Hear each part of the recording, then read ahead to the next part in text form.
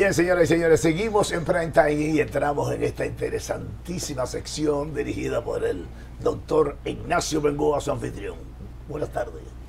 Marino, encantado toda la semana, gente sana, educar a la familia dominicana, temas de salud, importante. Hoy vamos a cantar una canción de Juan Luis Guerra, lo digo en forma de broma, porque le sube la bilirrubina. Vamos a hablar de lo que es el síndrome colestásico, para eso siempre tenemos médicos, ¿no?, con todas las competencias. Para ello tenemos ya una doctora que la habíamos invitado, la doctora Ángeles Montes de Oca. Ella es cirujano hepato-pancreático biliar. Doctora, encantado por venir. Gracias a ti por la invitación, señor Marino. Siempre para mí es un honor comunicar, informar a la población sobre temas de interés como es la salud. Muy bien, doctor. Entonces, doctor, un poquito para saber de usted, ¿por qué elige eso de cirugía hepato-pancreático biliar? ¿Qué es eso? ¿Por qué elige esa especialidad? ¿De qué se trata? Así, de forma sencilla y rápido, que estamos contra el tiempo. Sí.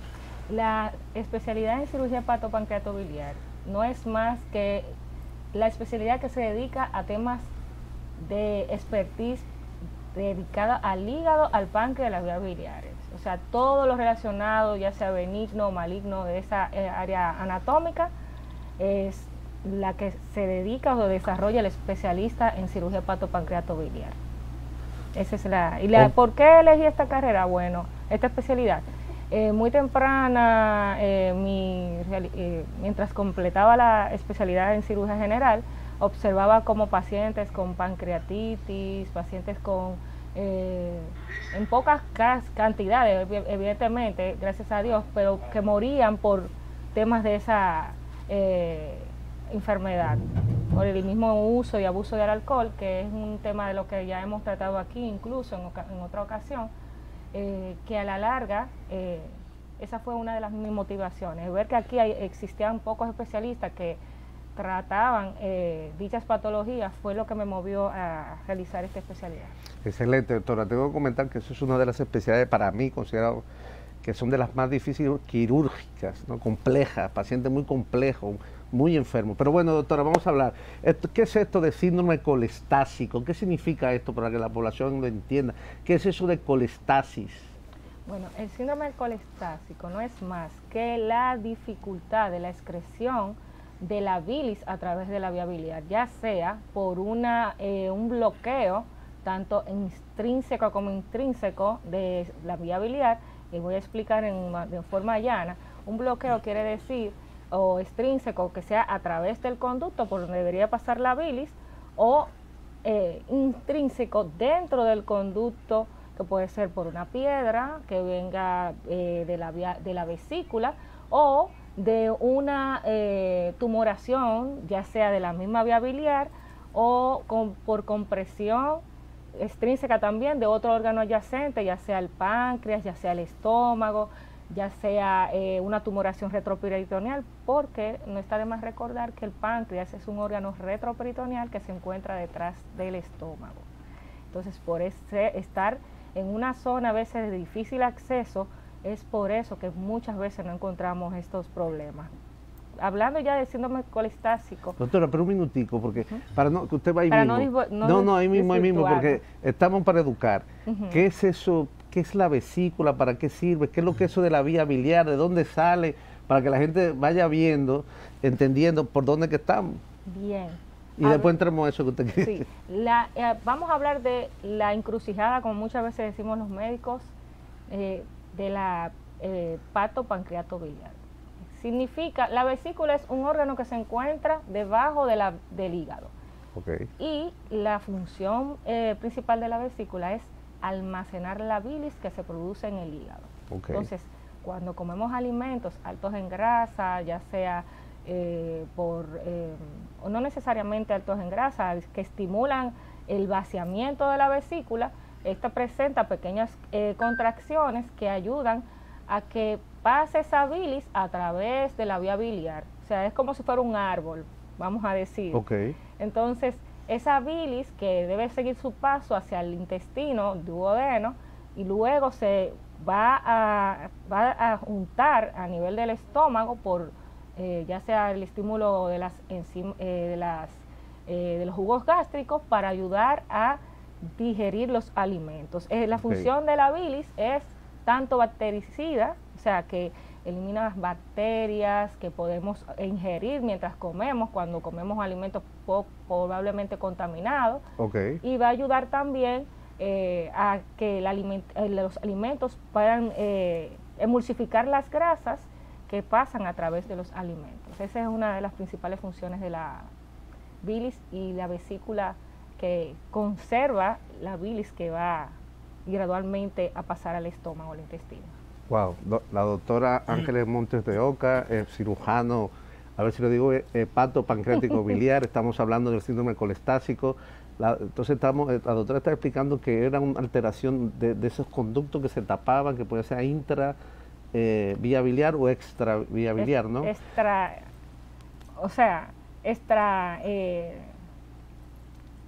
Extrahepático o intrahepático, si viene del hígado, y si es a nivel de la vía biliar, puede ser extrínseco en el sentido de que puede haber algún órgano o alguna tumoración que comprima esa vía, ese libre tránsito, y cuando ese libre tránsito se bloquea, es lo que llamamos un síndrome colestásico, que es cuando la persona se pone amarilla. Eso, ¿cuáles son los síntomas? ¿Cómo yo pienso que Marino tiene un síndrome colestásico, por ejemplo? Bueno, es difícil por el color.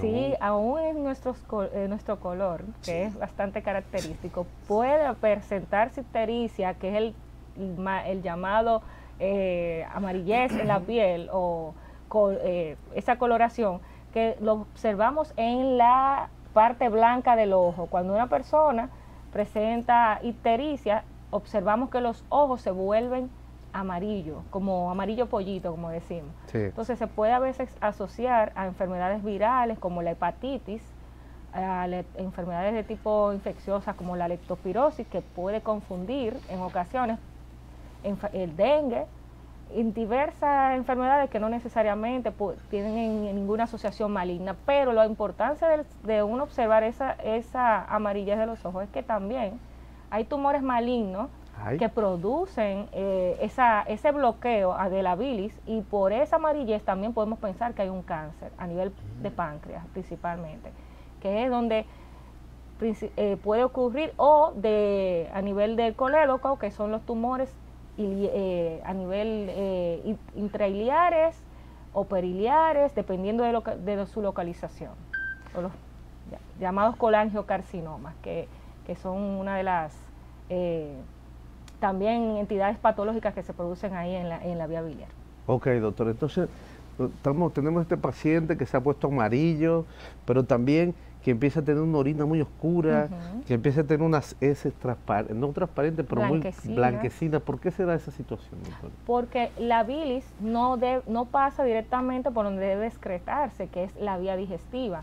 Cuando hay un cese de ese paso de la bilis, que es lo que llamamos síndrome ictérico obstructivo, que como bien mencioné hace un momento, pudiera ser por causas benignas, como son las piedras que se producen en la vesícula, o por causas malignas, como pueden ser tumoraciones a nivel de la vesícula o de la vía biliar o del páncreas. Entonces, de ahí la importancia de saber que solamente no puede presentarse la amarilla por una hepatitis, por una leptospirosis, sino darle importancia o prioridad que esa patología que está presentando el paciente pudiera ser un cáncer de agresividad maligna, como son los colangiocarcinomas o el cáncer de páncreas. Ahí el doctor Bengoa no ha entrado en la parte popular, ¿verdad? El problema biliar. Y precisamente cuando una persona toma alcohol o toma una bebida que no está acostumbrado, y entonces dice como que le cae mal, o cuando las personas no han ingerido alimentos, y entonces le viene un ataque biliar incontrolable. ¿Por qué se produce eso? Y el por qué llega hasta sentir un sabor amargo, ¿verdad? Ya en la boca, y que le produce precisamente eso. Eso puede ser muy confuso, porque hasta una gastritis, una intolerancia gástrica te puede dar esa sintomatología, y no necesariamente por el tema hepático. O sea, todo depende de realmente por la ingesta de alcohol. Puede producir inflamación, puede producir irritación a nivel gástrica, y a nivel hepático, si hay, por ejemplo, acompañado de algún tipo de éxtasis a nivel de las vías biliares, porque también las vías biliares, como bien mencioné, es como un árbol y están en el hígado también, intrahepática y extrahepático. Entonces, si hay un bloqueo ahí a ese nivel, aunque en la parte externa de esa vía biliar no haya ningún bloqueo, también el paciente puede presentar síntomas de ictericia, de dolor, va a ser pancreatitis, te va a hacer también esa amarillez típica, la elevación de la bilirrubina, elevaciones de las transaminasas, elevaciones también de esas enzimas o marcadores biológicos de esa área que se manifiestan ahí. Lo importante sería dirigirse a un gastroenterólogo de inicio cuando hay una sintomatología asociada al alcohol o a la ingesta del alcohol principalmente, que pudiera estar asociada a una gastritis. Doctora Montes de Oca, ¿cuáles serían las recomendaciones de la cultura alimenticia para preservar la salud, la sanidad del sistema biliar, es decir, del hígado, del páncreas y de la bilis?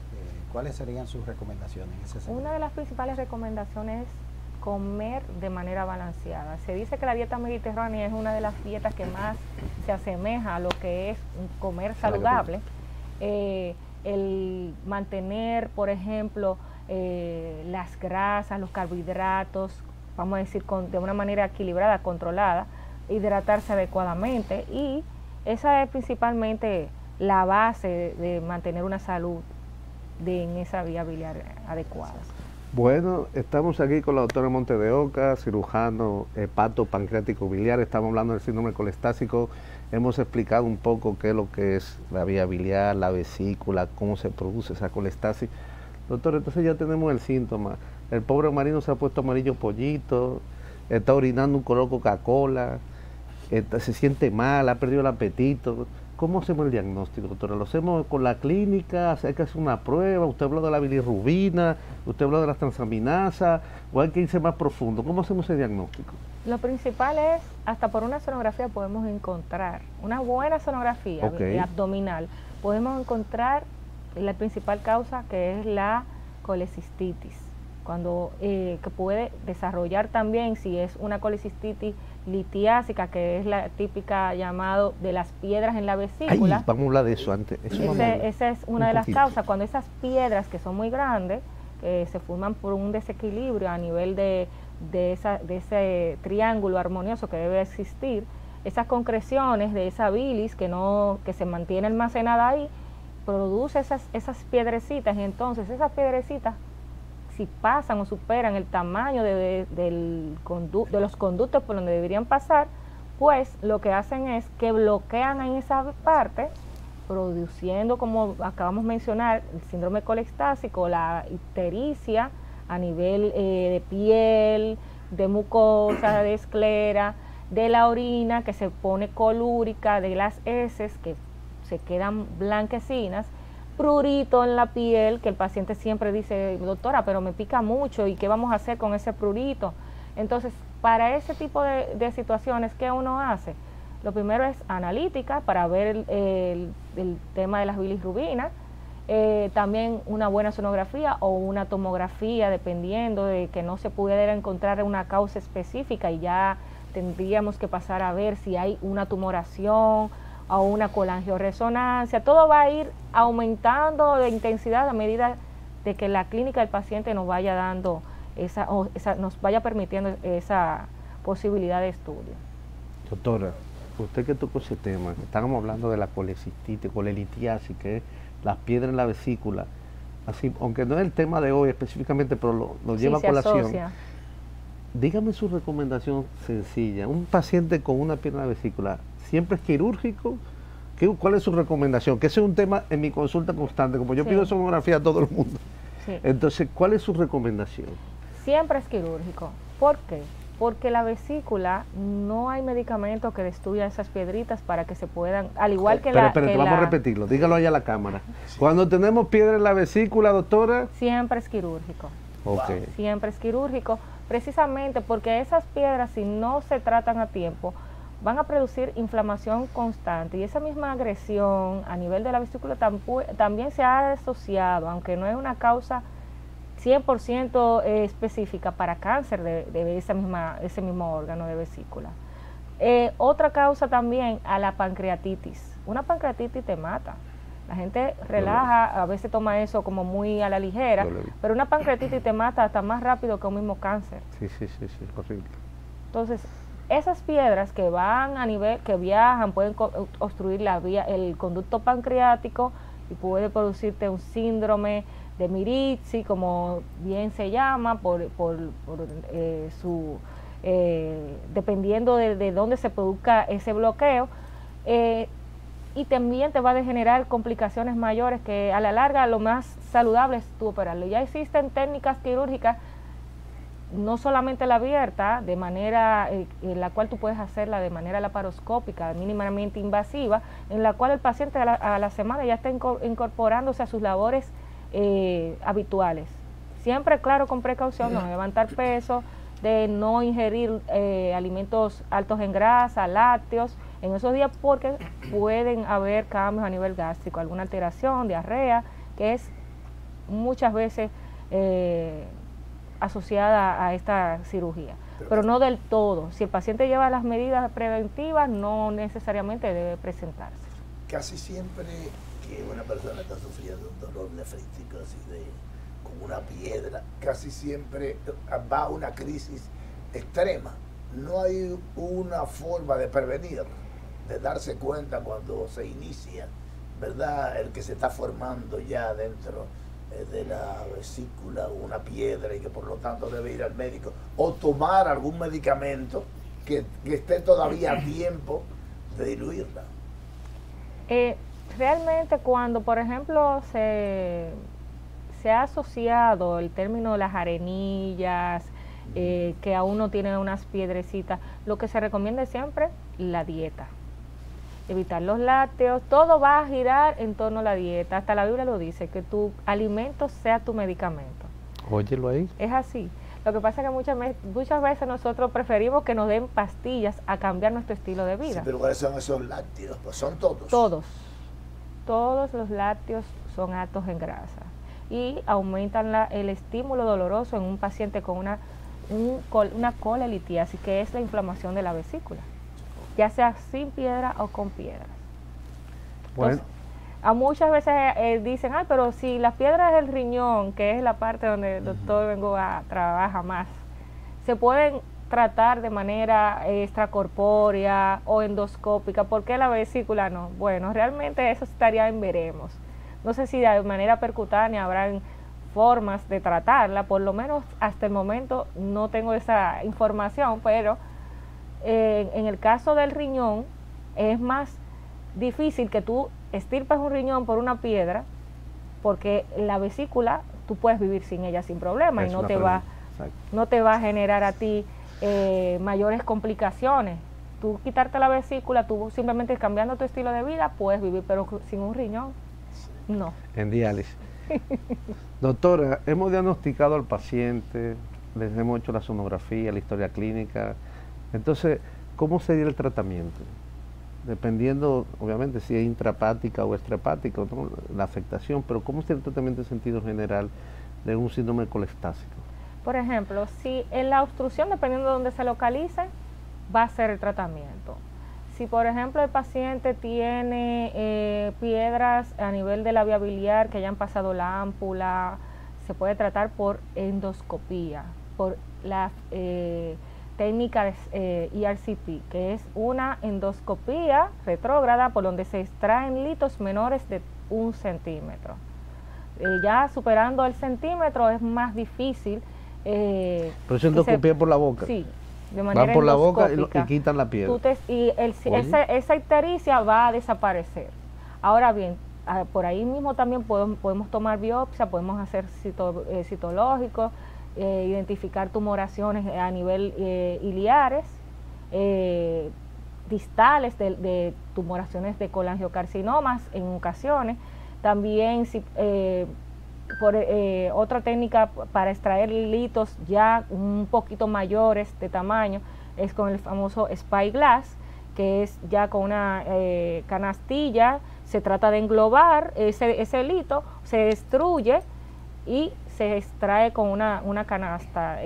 Ya eso es más específico, yo no sé si aquí tendrán ese tipo de... Gastros, ¿no? Los gastros, yo no estoy segura si aquí, yo creo que sí, que se dedican, hay un área en endoscopía avanzada que tratan esa parte.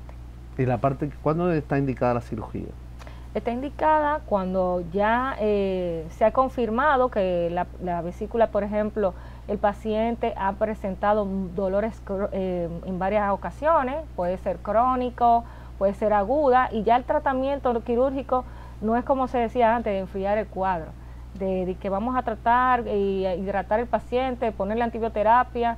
Lo recomendable es operarla antes de que el cuadro sea agudo, porque es más riesgoso de uno producir una lesión a nivel de la vía biliar. Si hay una inflamación y no podemos identificar bien los elementos, es más riesgoso, pero en manos expertas realizar este tipo de cirugía no va a presentar mayor envergadura ni riesgo.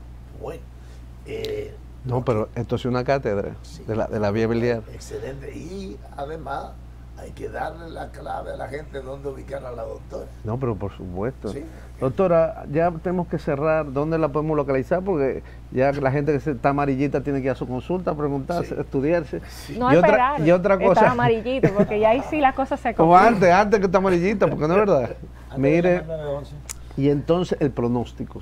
¿Cuál es el pronóstico de un paciente que ha tenido un síndrome colestásico y dónde la podemos localizar? Y ahí terminamos, doctora, por favor. Si el paciente se maneja a tiempo y no hace una cirrosis biliar, ya el pronóstico es bueno. Ahora, después de presentarse ese tipo de complicaciones, ya ahí la cosa se va complicando, valga la redundancia, porque una cirrosis biliar puede potenciar a fibrosis, como bien lo acaba de decir, del órgano del hígado. ¿Dónde podemos localizar? Me pueden localizar a este número de teléfono, al 849-639-8040. Ahí le van a dar asistencia para ponerse en contacto con mis secretarias. Excelente, doctora, muchas gracias. Doctor A la Bengoa. orden. Señores, hasta aquí Prime Time. Bien.